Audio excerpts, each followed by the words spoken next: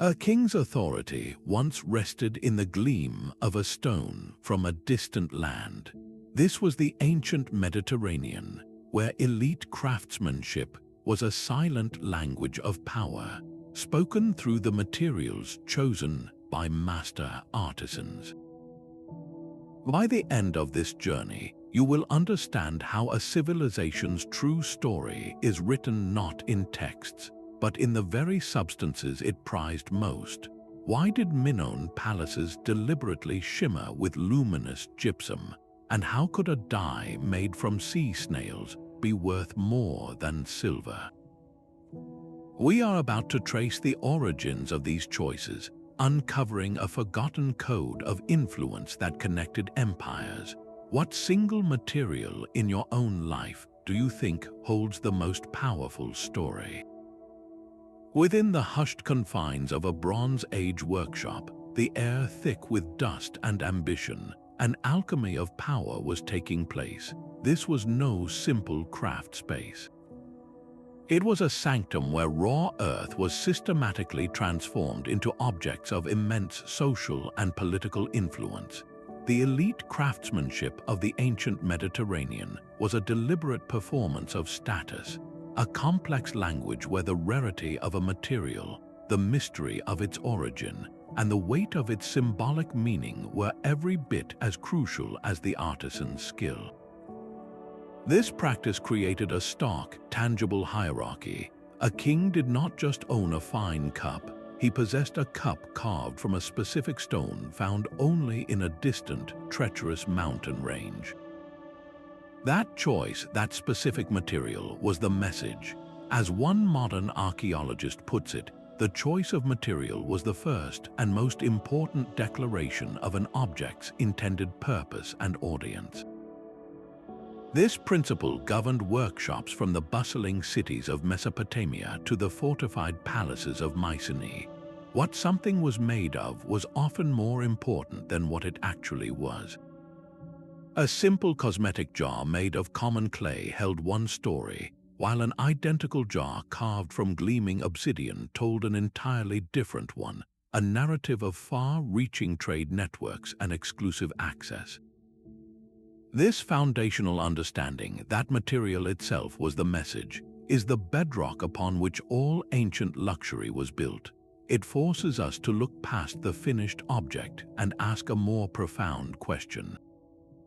Where did these powerful substances, these silent carriers of status, actually come from? The walls of a pharaoh's burial chamber did not simply shine.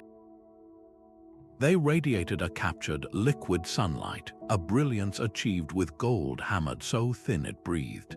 This was not merely decoration, it was a theological statement made solid. Egyptian gold, wrested from the harsh deserts of Nubia, was revered not just for its beauty but for its seemingly magical properties. While other metals darkened and decayed, gold remained eternally bright, a perfect metaphor for the incorruptible soul of a god-king. Its very essence was intertwined with the sun god Ra, making its possession a direct claim to divine authority. This potent symbolism made Egyptian gold the most coveted substance in the ancient world, a material whose allure created a powerful economic and cultural current that flowed far beyond the Nile. Meticulous analysis of clay tablet records and the chemical signatures of artifacts reveals a stunning network of exchange.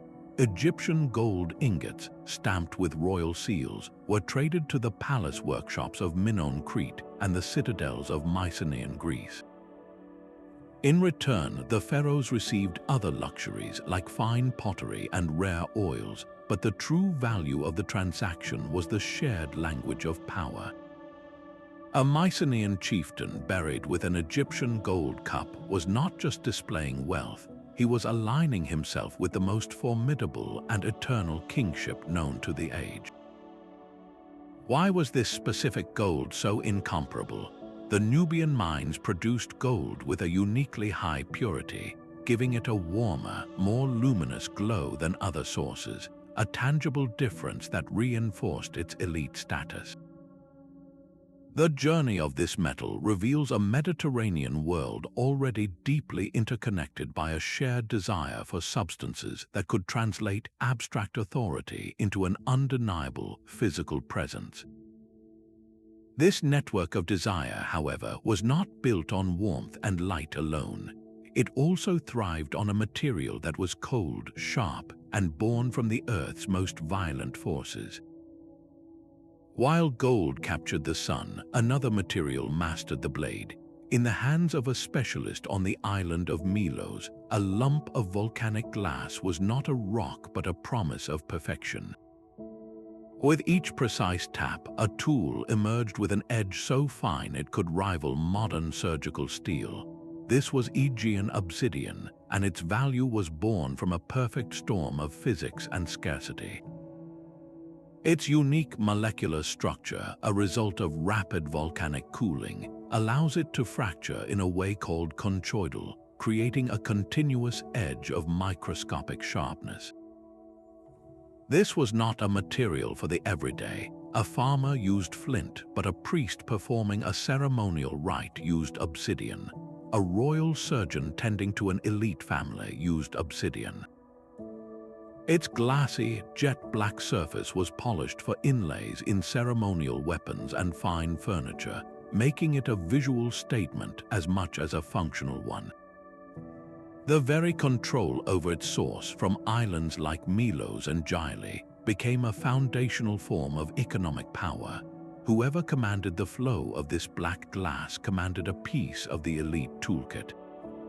This sharp distinction carved by a volcanic stone shows that ancient power was not just soft and luminous, but also hard and precise. And just as this darkness held immense value, so too would a color so vibrant it seemed to bleed from the sea itself. The deep blue of Lapis Lazuli held the weight of the cosmos itself. To possess this stone, sourced from a single remote valley in Afghanistan, was to hold a piece of the night sky, a direct link to the divine. Cuneiform texts from Mesopotamia call it the stone of the gods, a material reserved for the statues of deities and the seals of kings. Its value was not just in its color, but in an epic journey. This blue rock traveled thousands of miles, passing through countless hands across mountains and deserts, before arriving in an Egyptian workshop. There, a master artisan would carefully grind it into a powder so precious it was worth far more than its weight in gold. This ultramarine pigment was used to line the eyes of a pharaoh in a sacred ritual, or to paint the heavens on a palace wall, coloring the very atmosphere of power with celestial meaning. The staggering effort behind each speck of this blue was a ruler's most silent and potent boast, a testament to a reach that extended to the very edges of the known world. This obsession with a specific, meaningful hue did not end with the mineral world. An even more vibrant color, one that seemed to bleed from the sea, would come to define an entire era of Mediterranean luxury. The air in a Phoenician dye workshop was thick with a scent that could be smelled far out to sea, a pungent marker of an empire built on color. This was the smell of Tyrian purple in the making, a process of such staggering biological effort it defied modern logic. To color just the trim of a single royal robe required the harvesting of thousands of murex sea snails. Each snail was carefully cracked open to extract a tiny gland, a mere droplet of milky fluid that was then left in the sun to ferment. Through this alchemical transformation, the liquid shifted through a spectrum of colors before settling into that legendary, deep reddish purple. The smell was so notoriously powerful that ancient writers described the dyeing quarters as places one had to approach from upwind. Yet this olfactory hardship was the unavoidable cost of producing a color that would never fade. Its color-fast nature meant a garment dipped in this dye would retain its vibrant hue for a lifetime, outlasting the fabric itself. This permanence made it a perfect metaphor for eternal power. Roman historians recorded with astonishment that a single pound of purple-dyed silk could be valued at over 3 times its weight in solid gold. So why did this specific purple carry such immense worth? It was a statement of extreme wealth, yes, but more profoundly, it was a display of control over nature's most guarded secrets. The entire, smelly, labor-intensive process was a closely guarded monopoly, a form of intellectual property that the Phoenicians protected for centuries. To wear this color was to announce that you commanded not just artisans, but an entire mysterious biological chain, from the depths of the sea to the royal court. This mastery of transforming a common sea creature into the ultimate status symbol reveals a recurring theme in ancient elite craftsmanship: the power to fundamentally alter the mundane into the magnificent. And just as they transformed the sea, so too would they transform the very earth beneath their feet. The glow of the forge on Cyprus was a different kind of alchemy. Far from the silent gleam of gold or the sharp fracture of obsidian, this was a transformation born of roaring heat and smoke, where green malachite and blue azurite ores surrendered their hidden treasure, a shining, reddish metal. This was Cypriot copper, the very namesake of the island, and it was the essential lifeblood of the Bronze Age.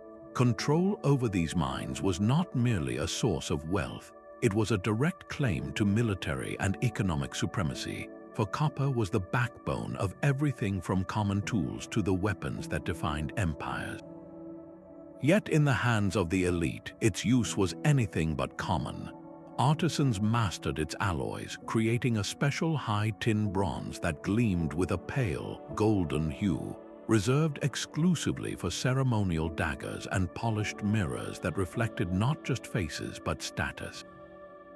The metal itself was shaped into massive cauldrons and towering tripods, objects so monumental they were given as prestigious gifts between kings, solidifying alliances in a language of solid, tangible wealth.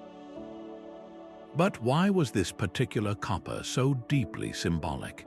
The island was mythologically charged, believed to be the birthplace of Aphrodite, the goddess who rose from the sea foam along its shores. This divine connection imbued Cypriot copper with an aura of fertility and power, making the choice to use it a deliberate alignment with both a superior material source and a potent mythological legacy. To wield a sword made from this metal, or to display a cauldron forged from it, was to tap into a wellspring of both earthly and divine authority. This ancient concept of sourcing, of tying an object's power to its specific, celebrated origin, would become a recurring theme in elite craftsmanship, one that applied even to the most delicate and ephemeral of materials. Yet this mastery of metal and sea was balanced by a material of serene, quiet light. Deep within an Egyptian quarry at Hatnub, workers carved blocks of a stone that felt almost warm to the touch, a fine-grained calcite often called alabaster.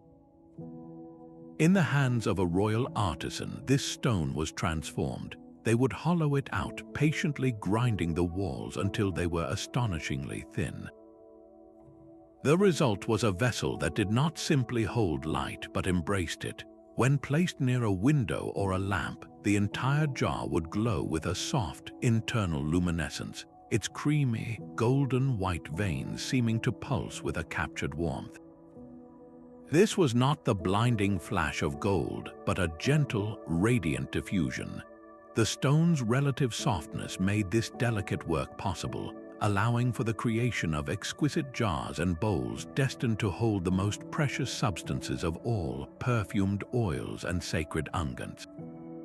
The material itself became part of the ritual. A common pottery jar would conceal its contents, but an alabaster vessel, with its subtle translucency, made the valuable oil within seem to glow from within, enhancing its perceived potency and magic.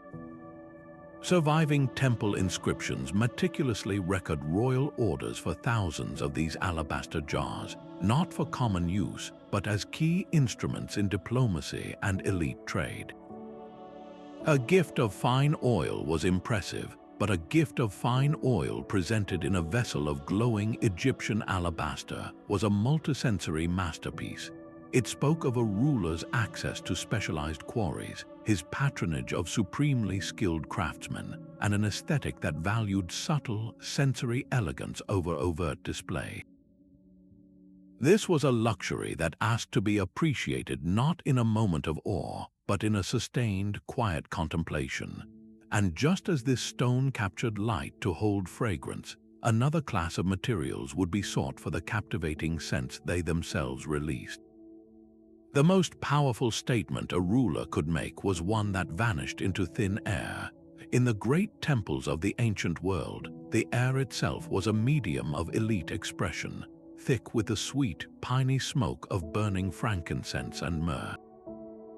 These were not simple perfumes, they were sacred resins wept from trees that grew only in the harsh, arid lands of southern Arabia and the Horn of Africa. Their value was born from a beautiful paradox. They were priceless materials whose ultimate purpose was to be destroyed. To burn these resins in a religious ceremony was to perform a powerful act of faith and wealth simultaneously, a belief that the fragrant smoke carried prayers directly to the ears of the gods. This created an intangible atmosphere of sanctity that only the most powerful could afford to generate on a grand scale. The journey of these aromatics to a Mediterranean temple was an epic saga in itself. Caravans traversed the legendary incense route, a network of paths crossing vast deserts, with each handoff and toll gate inflating the cost until these resins were, pound for pound, worth as much as gold. But why were they so central to elite life? They were active, almost animate substances. Myrrh, with its deeper, more bitter aroma, was a key component in elite funerary rites and prized as a medicinal balm, its use noted in records from Egypt to China. Frankincense, with its brighter, citrus-like smoke, was essential for daily temple rituals, cleansing the space and marking it as divine territory.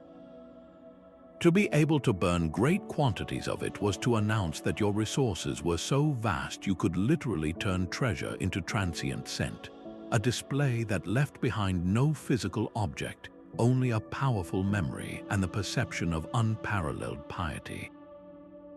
This ephemeral luxury stood in stark contrast to the kind of power that was meant to endure for millennia, a power carved not from rare trees but from the bones of the earth itself.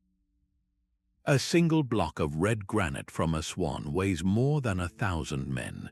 To stand before an Egyptian obelisk is to witness a dialogue with eternity, carved from a stone chosen not for its ease, but for its absolute defiance of time. This was Egyptian granite, a material whose very essence was endurance. Its striking, speckled appearance, flecks of black and pink and red gleaming in the sun, was only the beginning of its story. The true message was written in the staggering effort required to use it. Quarrying such a monolith involved a masterpiece of logistics, with workers patiently drilling lines of holes, driving in wooden wedges, and then soaking them with water so the expanding wood would crack the bedrock along a perfect line. This was a state-level operation, a pharaonic command over thousands of laborers, engineers, and sailors that was, in itself, a louder declaration of power than any speech. The stone's immense hardness, a quality that would shatter ordinary tools, was its greatest asset. Once a craftsman's copper chisel, aided by abrasive sand, finally carved a hieroglyph into its surface, that inscription was there to stay. It would endure wind, sand, and passing centuries, speaking a king's name and deeds to a future so distant he could scarcely conceive of it. This is why granite was reserved for the most profound statements of identity and legacy. The cores of the great pyramids, the imposing statues of gods, the vast sarcophagi meant to protect a ruler's remains for all time.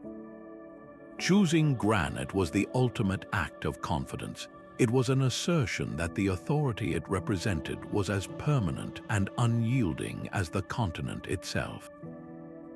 This profound desire for a legacy set in stone finds a fascinating parallel in the very different but equally deliberate choices made with the most malleable of substances, precious metals. A lion leaps across the blade of a dagger, its muscles coiled not in paint but in solid gold. This is the art of the Mycenaean inlay, a symphony of materials playing out on a stage of bronze. More than mere decoration, this technique, often called metal damascening, represents a philosophical leap in elite craftsmanship. The ultimate value no longer resided in a single, precious substance, but in the masterful, contrasting conversation between many. To create such a piece, an artisan first had to become a sculptor in negative space. They would meticulously carve recesses into the hardened bronze blade, a complex puzzle of channels destined to hold sheets of other metals. Into these grooves they would carefully hammer delicate pieces of electrum, an alloy of gold and silver, to create the gleaming armor of a warrior. They would set niello, a black sulfide compound, to form deep, dramatic shadows and sharp outlines. And they would use pure, luminous gold for the powerful bodies of the lions themselves. Each material was a carefully selected word in a visual language. Gold provided unmatched radiance, a symbol of divine favor and heroic vitality. Niello offered a stark, defining darkness that made the brighter metals pop into dramatic relief. The skill lay in understanding how these substances would interact with light and movement. When the dagger was held aloft, the scene would not sit statically. It would shimmer and shift, the gold catching the sun while the niello recesses created pockets of shadow, making the hunt scene pulse with a lifelike energy. This was storytelling forged in metal, a narrative of heroism, control over nature, and royal power that a ruler could literally hold in his hand. The message was clear: true authority could weave together the distinct strengths of the world into a single, unified masterpiece. This same sophisticated principle, that ultimate luxury lies in the harmony of contrasts, governed even the most personal items of adornment, revealing a cultural obsession with composite beauty. A necklace of warm, honey-colored beads felt unlike any other treasure. For a Minoan priestess, this was not merely jewelry, it was a vessel for captured sunlight and a source of tangible magic. When rubbed against fine linen, the beads could mysteriously attract strands of hair or bits of feather, a phenomenon of static electricity that seemed to prove the material was alive with unseen force. This substance was amber, fossilized tree resin that had traveled an almost unimaginable distance, from the shores of the Baltic Sea to the workshops of the Aegean. Its very presence in a Mycenaean shaft grave was a testament to a trade network so vast it could deliver the forests of the north to the palaces of the Mediterranean. But why was this organic material, this ancient tree sap, treated with such reverence? Its warm, lightweight feel against the skin was completely different from the cold heaviness of metal or stone. This sensory quality made it deeply personal, an intimate kind of power. Its golden, translucent depths often contained suspended fragments of prehistoric leaves or insects, tiny windows into a lost world that only added to its mystical story. Cultures that treasured it called it the tears of the sun, believing it was solidified sunlight gifted by the gods, possessing the power to protect and to heal. So when an elite individual chose to wear amber, the choice was profoundly symbolic. They were not just displaying wealth from a far-off land, they were adorning themselves with a piece of the mythical north, a substance that seemed to hold the sun's own energy and the life force of primordial forests. It was a way to harness perceived mystical energies, to wear a protective charm that was both beautiful and biologically ancient. This desire to connect with the power of distant, exotic landscapes through material choice reveals a final, crucial layer to the ancient code of craftsmanship, one that looked beyond organic mystery to the enduring soul of the earth itself. A royal seal on a desert outpost was more than a mark of ownership. It was a declaration of war against the very landscape. The acquisition of turquoise from the Sinai or fine limestone from Tura was never a peaceful commercial endeavor. It was a raw display of state power, a form of early geopolitics where control over the earth itself was the ultimate prize. Fortified settlements were built directly around key mines and quarries, manned by soldiers and scribes who recorded every chunk of stone extracted. This was a state monopoly in its most physical form. By controlling the sole source of a specific, symbolically charged material, a king did two things at once. He guaranteed a steady flow of prestige goods for his own workshops, and he systematically denied his rivals access to the very substances that legitimized their rule. An inscription from a pharaoh boasting of reopening a forgotten turquoise mine was not just an economic report. It was powerful propaganda, a claim of restoring divine order and harnessing the hidden wealth of the earth for the glory of the kingdom. The immense logistical feats, the thousands of laborers, the supply lines stretching across deserts, these were not side effects of quarrying. They were its primary purpose. The ability to command such an operation was a fundamental reason early states grew in the first place. The story of elite materials is therefore inseparable from the story of early empire building. It reveals a world where the first colonies were not settlements of people, but enclaves of extraction, established for the sole purpose of pulling a specific shade of blue or a particularly durable stone from the ground. This reality shaped every workshop. The artisan who carved a ceremonial mace head knew the stone in his hands was not just rare, it was politically charged, its journey to his bench paved with military expeditions and royal decrees. How does this ancient system of controlled access reflect in the resources we value today? The smooth, cool surface of an ivory tusk held a world of potential in the hands of a master carver. Under the precise pressure of their tools, this organic canvas yielded forms of impossible delicacy, from the serene smile of a goddess to the intricate petals of a lotus flower inlaid on a royal chair. Mediterranean ivory, sourced from both the grand elephants of North Africa and the formidable hippopotamuses of the Levant, was cherished for its unique physical poetry. It possessed a warm, creamy color and a texture that, when polished, felt like solid silk against the skin. This was not a material for monuments meant to be seen from a distance.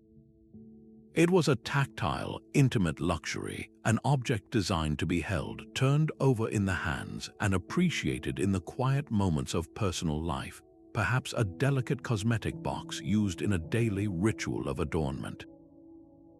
Its organic nature gave it a unique advantage over stone or metal. It was hard enough to hold fine detail, yet yielding enough to allow for deep, undercut carving in the round, letting artisans create lifelike, flowing forms that seemed to breathe. Securing this remarkable substance was a testament to a ruler's reach. Ivory tusks arrived in palace workshops as prestigious tribute from Nubia or through complex trade networks stretching into the heart of Syria, each tusk a silent story of distant landscapes and exotic fauna. This connection to the wild, untamed world of Africa was part of its prestige, but the ultimate expression of ivory's status was rarely in solitude. It was a master of collaboration. In the citadels of Mycenae, artisans created breathtaking composite art, fitting ivory faces and limbs onto slender bodies made of gleaming gold. This union of materials created a multisensory experience, the warm, organic feel of ivory contrasting with the cool, divine radiance of gold. This sophisticated interplay, this harmony of distinct substances, was the highest form of the elite craftsman's art, and this same principle of composite luxury extended even further, woven into the very fabrics that clothed the ancient elite. That same noblewoman's gown would whisper with every movement, a soft rustle announcing her status before she even spoke. This was the power of elite textiles, a form of wealth you could wear. In a world obsessed with materials, cloth was perhaps the most dynamic and personal canvas for displaying influence. The choice between a coarse tunic and a garment of impossibly fine Egyptian linen was a stark declaration of one's place in the social order. Egyptian artisans achieved what seemed like a miracle, transforming the tough fibers of the flax plant into threads so delicate that the resulting cloth was famously described as woven air. This was not hyperbole. Surviving examples of this sheer, pleated linen are so fine that they remain a technical marvel even today. The process was breathtakingly laborious, involving soaking, beating, and hand-spinning the fibers to achieve a thread count that rivaled modern silks. A single dress could represent months of work by a team of highly skilled weavers, making the wearer a walking testament to immense patronage and resource control. Far to the north, in the palace workshops of Mesopotamia and Anatolia, a different textile reigned supreme. There, the focus was on the wool from specific, prized breeds of sheep, their flocks carefully managed as a state-controlled asset. This was not the wool for a common shepherd's cloak. This was a material destined for rich, complex patterns and brilliantly colored garments. Its quality so tightly governed that clay tablets meticulously record the allocation of different wool grades by palace officials. The very color and pattern of a Babylonian official's robe would have immediately communicated his rank and affiliation. Why was the production of such cloth a state-level secret? The answer lies in the immense investment. From rearing the specialized flocks to the endless hours at a complex loom operated by teams of weavers, creating a single bolt of elite fabric required a coordinated economy. The choice of clothing was therefore a sophisticated language. It spoke of access to the best agricultural land, command over vast, specialized labor forces, and connections to trade routes that supplied rare dyes. Your fabric was your social currency, constantly on display. This ancient interplay between material, labor, and sensory experience finds a direct parallel in another intimate art form, the creation of sacred scent. A heart stamped onto a silver coin was more than a symbol. It was a direct portrait of a plant worth its weight in that very metal. This was silphium, the wonder herb of the ancient world, a substance whose value was so immense and so multifaceted that it defied every other category of elite material. Unlike gold or granite, you could not build a monument from it. Unlike obsidian, you could not shape it into a weapon. Its power was entirely transient, consumed in a moment to enhance food, to heal an illness, or to manage the most intimate aspects of personal life. This giant fennel grew wild and stubborn, thriving only on a narrow, wind-swept coastal strip of what is now Libya, refusing all attempts to be transplanted or cultivated. That absolute refusal was the source of its legendary status. The city of Cyrene, which controlled this precious territory, built its entire fortune on this single, fragile plant, minting coins that bore its distinctive heart-shaped seed pod as a proud declaration of their natural monopoly. Ancient writers recorded the frantic, and ultimately failed, efforts of rival kings to grow silphium in their own royal gardens. Its roots would not take hold in foreign soil, a biological defiance that made every harvested stalk a testament to a unique and unrepeatable geography. Why would a consumable plant command such reverence from the elite? Its uses read like a catalogue of ancient desires. As a seasoning, its unique, sharp flavor was irreplaceable in elite cuisine.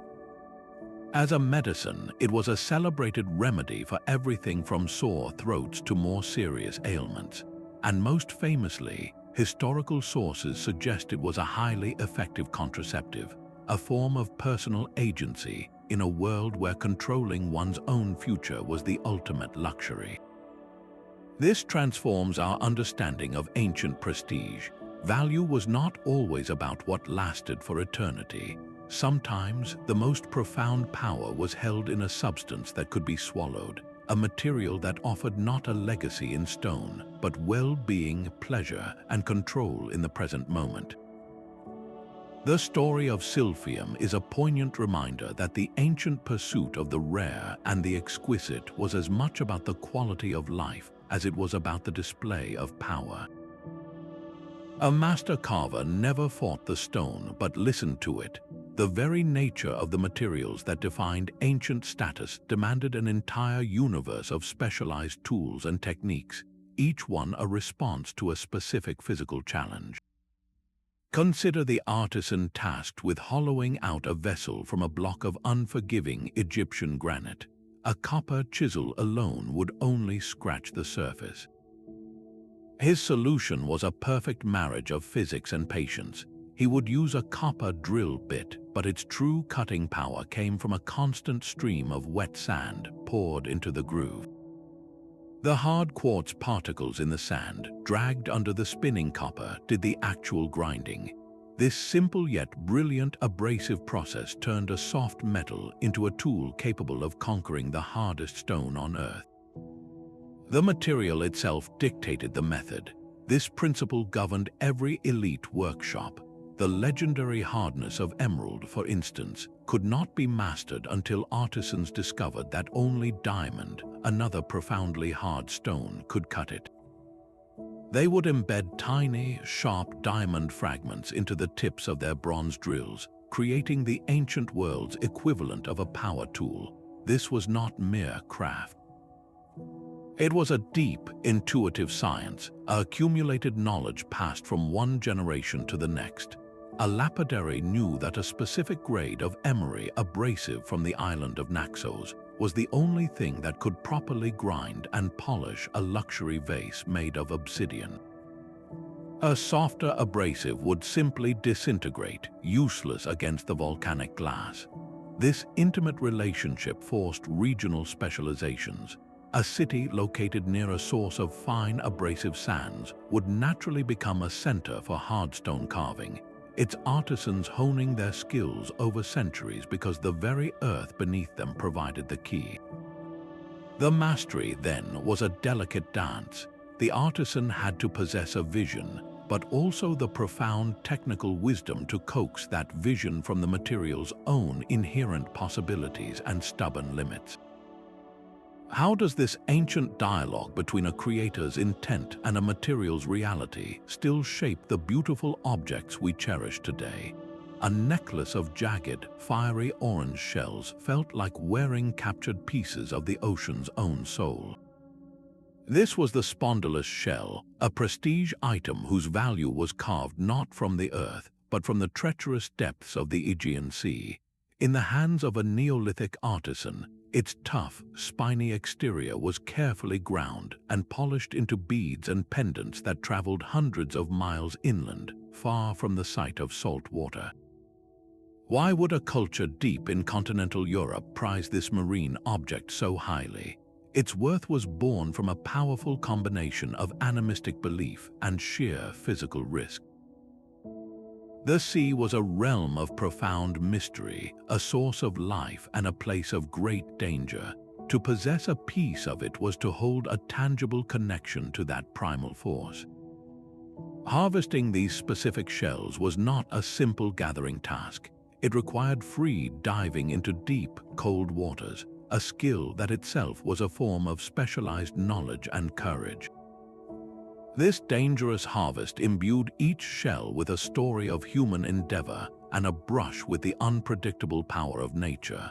The shell's distinctive shape and vibrant, life-affirming color led to its deep association with fertility and the sacred feminine. It became a powerful amulet, a symbol of creation and protection. integrated into rituals that celebrated the cycles of life. This represents a fundamentally different kind of value system from the metallic wealth of kings and pharaohs. Here, prestige was not about state-controlled mines or royal monopolies, but about a community's access to a symbolically charged material that represented control over a dangerous harvest and a direct link to the animating spirits of the natural world. The spondylus trade reveals an ancient network where value was measured not just in rarity, but in perceived spiritual potency and the compelling story of its origin. This deep, symbolic connection to the natural world through material choice finds a fascinating echo in another substance, one that seemed to hold the very essence of life itself. A single lapis lazuli bead resting in an Egyptian tomb was a node in an ancient information network. These trade routes were the superhighways of the Bronze Age, carrying far more than just luxury goods. Along the well-trodden path from Afghanistan to the Nile, that blue stone accumulated stories, passing through Mesopotamian markets and caravan stops in the Syrian desert. With it came ideas, a whisper of a foreign god's myth, a new technique for inlaying stone, or simply the knowledge that a powerful and distant civilization existed. This constant flow created a remarkable phenomenon archaeologists call a coin, a shared language of elite taste that stretched from the Aegean to the Levant. A prince in Mycenae and an official in Thebes might both possess nearly identical gold cups, not through coincidence, but because they were participants in a common cultural conversation, speaking the same material dialect of power. This interconnected system, however, created a profound vulnerability. The entire prestige economy of a palace could be built on a foundation of distant partnerships. When the great central power of the Hittite Empire in Anatolia experienced a period of major transition, the effects rippled across the Mediterranean. A kingdom that relied on Hittite silver, for instance, might suddenly find its primary source of elite currency severed, triggering a cascade of economic and social challenges. The choice to use a specific material was never just an aesthetic one. It was a deeply political act embedded in a fragile web of international dependencies. And flowing along these very same routes, often in the same ships as the raw materials, was the most revolutionary substance of them all, one that was not mined or harvested, but invented. The bright blue of this hippopotamus was a calculated lie, a beautiful deception crafted from common sand.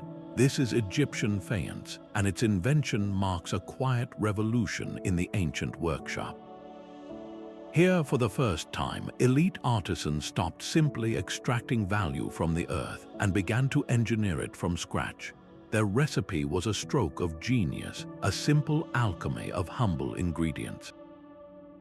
They would take crushed quartz, mix it with a little natron salt and mineral colorants, and shape it into a form. When fired, the mixture would develop a hard, glazed surface, a brilliant skin of glass that mimicked the most coveted stones in the Egyptian world. This was not a cheap imitation. It was a technological triumph, a way to capture the life-giving symbolism of turquoise and the celestial power of lapis lazuli without relying on treacherous trade routes or distant, hostile mines. The color itself was deeply meaningful. That vibrant blue-green was the hue of the Nile in flood, the color of new life and regeneration. To wear a faience amulet was to carry a piece of that fertile promise, a token of rebirth crafted from the very essence of the Egyptian landscape. While faience objects, from protective shabtis to intricate tilework, became more widespread than their precious stone counterparts, the finest examples were masterpieces of the ceramic art. The most skilled artisans could produce pieces with a flawless, deep color and a vitreous surface that rivaled genuine gemstones. This shift in material philosophy is profound. It reveals a culture that understood the power of symbolism so deeply that it could create a new substance to fulfill that role, a material whose value was not in its rarity, but in the brilliance of its creation and the potency of its cultural meaning. The choice to use faience was a declaration that true power could also lie in knowledge, in the ability to transform the mundane into the magnificent through pure human ingenuity. How many of the materials that define our own status are born not from nature, but from a similar spark of invention? Far from the royal courts of Egypt, a local chieftain in Anatolia held a cup that seemed to shimmer with the same internal light as the finest imported alabaster. Yet this vessel was carved from a local banded marble, its creamy veins and gentle translucency a clever, intentional echo of a material he could never afford to acquire. This was the imitation game, a sophisticated strategy of elite substitution that swept the ancient Mediterranean. When you could not obtain the legendary material itself, you found a local stand-in that spoke the same visual language. This was never about forgery. It was a declaration of cultural fluency and resourceful leadership. A ruler demonstrated that he understood the symbols of power so well that he could replicate their essence using the treasures of his own land. In Italy, artisans created beautiful amber-like pendants from local pine resin, carefully staining it a warm honey gold, and sometimes even embedding an insect to mimic the genuine, northern imported article. The choice to wear this local version was still a statement of status.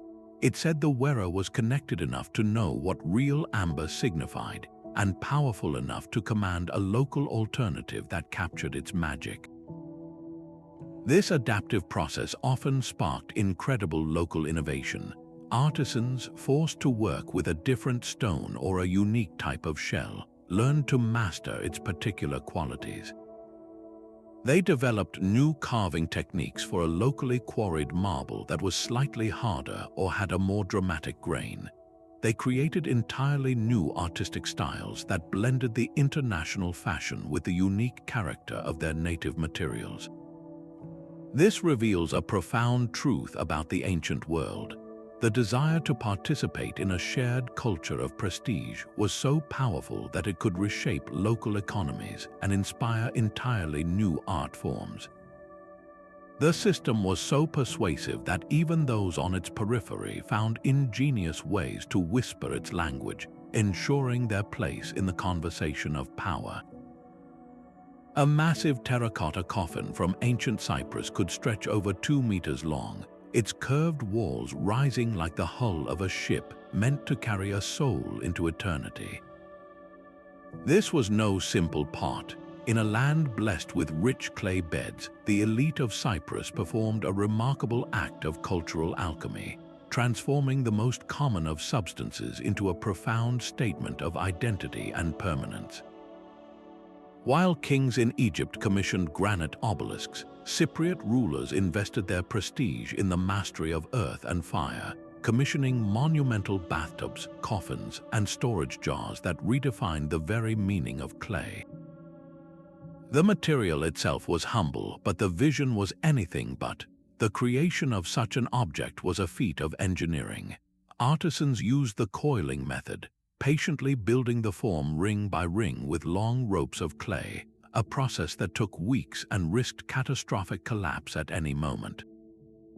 Once the massive form had dried, another team of specialists would cover its surface in a symphony of painted motifs, from elegant processions of chariots to intricate geometric patterns. Why would a society choose clay for its most eternal possessions? The answer lies in a powerful local logic. In a culture with a deep ceramic tradition and access to exceptional clays, the ultimate display of power was not always about importing the rare. It was about perfecting the familiar on a breathtaking scale. A ruler buried in a terracotta coffin was not making a statement about foreign wealth. He was asserting his command over the most skilled artisans of his own land, celebrating a local industry, and being laid to rest in a vessel that was uniquely, authentically Cypriot.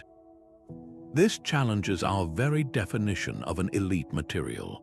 It reveals that prestige was not an inherent quality of a substance, but a value assigned by a culture. In one place, status was Lapis Lazuli from a distant mountain. In another, it was the local earth, shaped with such audacious skill and on such a monumental scale that it became irreplaceable. The true luxury was not always in the rarity of the resource, but in the magnitude of the human achievement it represented. A pharaoh's personal decree could ignite a technological race across his royal workshops.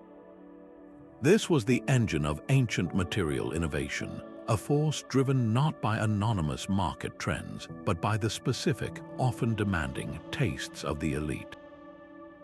The desire of a single ruler for a new, more vibrant pigment or a larger, more imposing ceremonial hall sent master artisans back to their benches with a clear directive to achieve the impossible. Royal workshops were less like factories and more like elite research and development centers, where craft was pushed to its absolute limits under the pressure of patronage.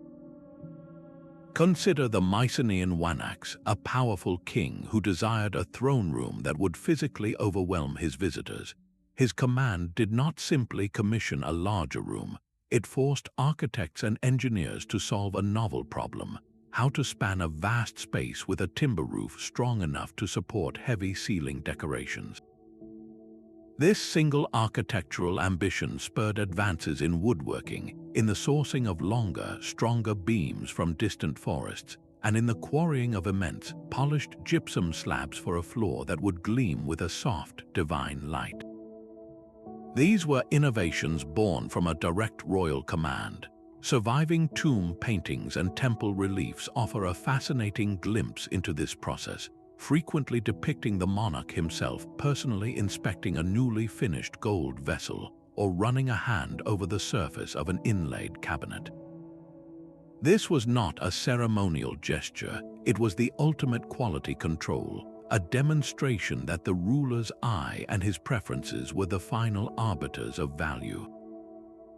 This top-down model created a punctuated evolution in luxury, a sudden shift in royal taste, perhaps inspired by a spectacular diplomatic gift from a foreign court, could instantly make a certain type of ivory carving or a specific gemstone setting obsolete, replacing it with a new fashion. The constant need to outshine rival kings and to present ever more novel forms of display ensured that the material world of the elite was in a state of perpetual, dynamic reinvention. The story of ancient craftsmanship, therefore, is as much a story of powerful personalities as it is of skilled hands. A warrior sprung not only from dragon's teeth, but from the very earth that concealed a different kind of power. The foundational myth of Thebes, where armed men emerged from a field of sown teeth, finds a stunning echo in the reality of the silver-rich soils of nearby Lorien. This was no mere coincidence of legend. The difficult process of extracting brilliant silver from dull, heavy lead ore must have seemed like a similar kind of magic, a transmutation of the mundane into the militarily and economically potent. While Egyptian pharaohs bathed their divinity in the sun's reflection of gold, the elites of the Aegean and Anatolia often favored the cooler, more subtle authority of silver. Its pale gleam was intimately tied to the moon and to deities like the huntress Artemis, whose domain was the wild, untamed night. This regional preference created a distinct material identity. A magnificent silver rhyton or drinking vessel from a Mycenaean tomb communicated a different kind of power than a solid gold pectoral from an Egyptian burial.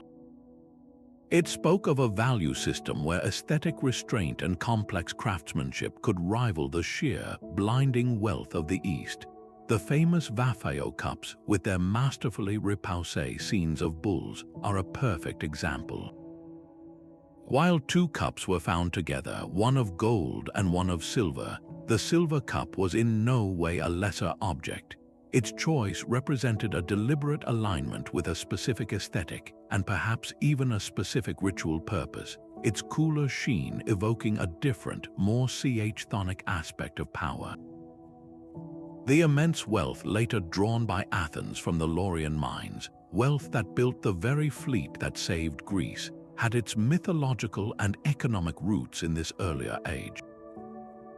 The control over silver was the real-world equivalent of sowing dragon's teeth, yielding an army not of men, but of coins, ships, and an enduring cultural legacy defined by its own unique material voice.